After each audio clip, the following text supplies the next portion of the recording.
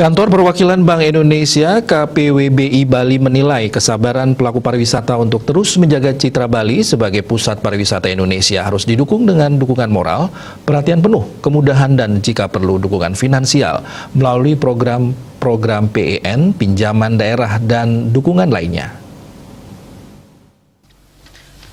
Menurut Kepala Kantor Perwakilan BI Bali, Trisno Nugroho, dukungan yang dimaksud termasuk ide travel bubble sebagai terobosan mendatangkan wisatawan mancanegara yang harus didukung dengan kebijakan yang akomodatif.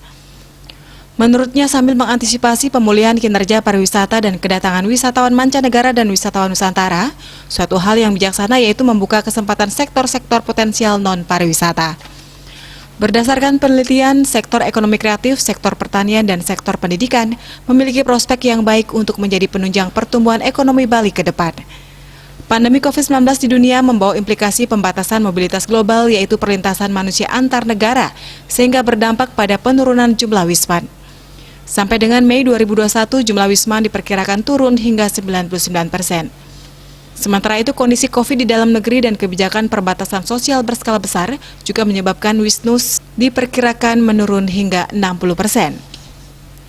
Tidak hanya itu, perhatian yang besar juga diperlukan keuangan daerah berupa percepatan realisasi belanja baik belanja operasional maupun pembangunan, karena keuangan daerah merupakan salah satu stimulus pertumbuhan ekonomi. Menghadapi berbagai tantangan di tengah pandemi COVID-19, menurutnya semua harus optimis bahwa perekonomian Bali akan bangkit kembali.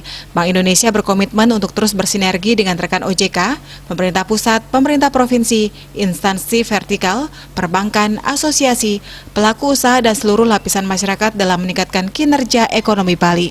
Perhatian yang penuh dari pemerintah pusat dan partisipasi aktif dari seluruh lapisan masyarakat harus diapresiasi dengan pelaksanaan vaksinasi secara sungguh-sungguh untuk mencapai herd immunity sebagai persyaratan penanganan COVID dengan baik.